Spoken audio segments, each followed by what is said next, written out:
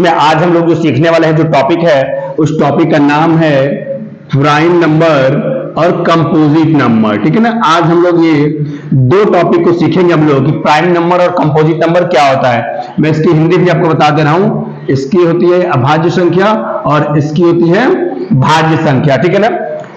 Prime number किसे कहते हैं, व्हाट इज प्राइम नंबर, और देन पूछा जाए आपसे अगर व्हाट इज कंपोजिट नंबर, तो आइए दोनों के बारे में सीखते हैं। ओके, देखिए अगर मैं प्राइम नंबर के बारे में बात करूं तो बोला जाता है कि हैविंग ओनली टू फैक्टर।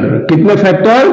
दो फैक्टर। यानी कोई भी संख्या अगर आपको मिले, अगर उसके दो फैक्टर आ रहे हैं, तो ये मान के चलिए कि वो आपकी प्राइम नंबर है। क्लियर है। और बात करें अगर हम लोग कंपोजिट की, तो कंपोजिट क्या होता है भाई? तो आप कह सकते हैं कि more than two factor. More than two factor का मतलब क्या होगा बताइए? यानी जिसके दो से अधिक गुणनखंड हो, तो वो हो जाएगी आपकी कंपोजिट नंबर। क्लियर है। आइए एग्जांपल के थ्रू समझने का प्रयास करते हैं हम लोग। लेकिन आपसे पहला सवाल यही पूछ दिया जाता है, बताइए क्या ये 1 जो दिया गया है 1, क्या ये प्राइम नंबर होता है या कंपोजिट नंबर होता है? बताइए। तो हमने एक चीज अभी भी पढ़ा है बालक कि जिसमें दो फैक्टर होंगे यानी टू फैक्टर्स होंगे वो प्राइम नंबर होगा, जिसमें दो से अधिक फैक्टर होंगे वो आपके कंपोजिट नंबर हो जाएंगे। तो एक का सिर्फ एक ही फैक्टर है, तो एक ना तो प्राइम नंबर होगा और ना ही कंपोजिट नंबर होगा। ठीक है ना। तो इस बात से यह साबित हो गया आपका कि नीदर प्राइम, मैं ऐसे पूरा लिख दे रहा हूं कि one is neither prime nor composite. ठीक है। न तो ये प्राइम नंबर होता है और न ही ये कंपोजिट नंबर होता है। एक के बारे में तो क्लियर हो गया। अब आगे चलते हम लोग। जैसे मान लीजिए वो नंबर आपको एक मिल गया 2। अब बताइए 2 प्राइम नंबर है कि कंपोजिट नंबर है? तो चलिए भाई इसका हम लोग फैक्टर निकाल कर चेक कर ले रहे हैं। अगर इसके फैक्टर 2 से ज्यादा हो जाएंगे तो कंपोजिट नंबर हो जाएगा, अगर फैक्टर इसके 2 रहेंगे तो प्राइम नंबर हो जाएगा। करके देखते हैं। देखिए तो ये 1 से कट जाता है और 2 से कट जाता है। जी हाँ, इसके फैक्टर तो सिर्फ 2 ही हो गया। जब 2 फैक्टर हो गए तो जाहिर सी बात है ये 2 क्या हो जाएगा? आपका प्राइम नंबर हो जाएगा। क्लियर है। यहां तक कोई डाउट नहीं है। अब मान लीजिए 2 हो गया, एक संख्या मान लीजिए 3 आ गई। अब 3 को बताना है आपको, तो 3 1 से कटेगी और अपनी संख्या 3 से कटेगी, अर्थात ये संख्या भी आपकी प्राइम नंबर है। क्लियर है। यहां तक कोई डाउट है? बताइए। ये प्राइम नंबर हो गया। क्लियर भाई। चलिए अगला बात कर रहे हैं हम आपसे।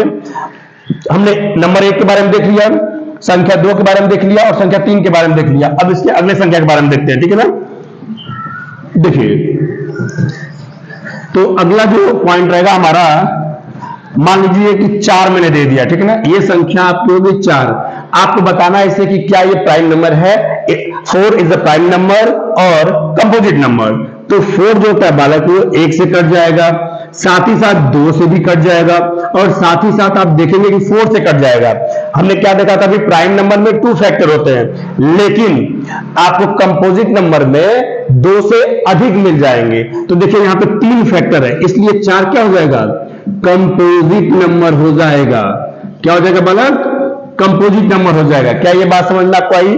4। अब देखिए संख्या 5 के बारे में देख लीजिए। ये संख्या 1 से कटेगी और 5 से कटेगी, अर्थात ये प्राइम नंबर। मैं प्राइम नंबर को P से डिनोट कर रहा हूं। ठीक है ना। 6 के बारे में बात करने का हम लोग, तो 1 से कट जाएगा, 2 से कट जाएगा, 3 से कट जाएगा और 6 से। 6 के हमने देखा कि 4 फैक्टर आ रहे हैं, अर्थात 6 जो होगा वो कंपोजिट नंबर हो जाएगा। ठीक है। क्लियर है। यहां तक कोई डाउट नहीं है। 6 के बारे में एक बात और जान लीजिए कि 6 एक ऐसी संख्या है जिसे हम लोग परफेक्ट नंबर भी कह सकते हैं। ठीक है ना। मैं इधर लिख दे रहा हूं, 6 इज अ परफेक्ट नंबर। ये कैसा नंबर होता है? परफेक्ट नंबर होता है।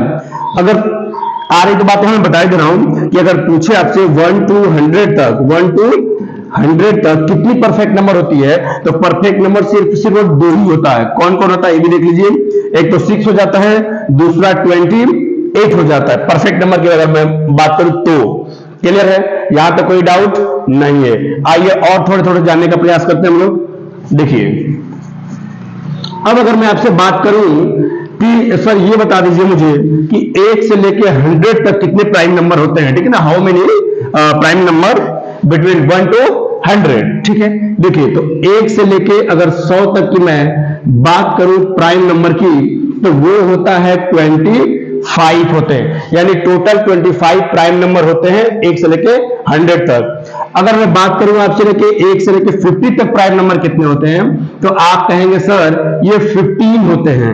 अगर मैं आपसे बोलूं कि 15 से लेके 100 तक कितने हो जाएंगे, तो आपके ये 10 हो जाते हैं। इतनी बात जरूर आपके पेपर में पूछता है।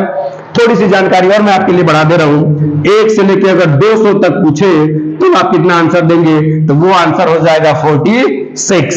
कितना हो जाएगा 46। एक बार हम लोग ऐसे कर लेते हैं,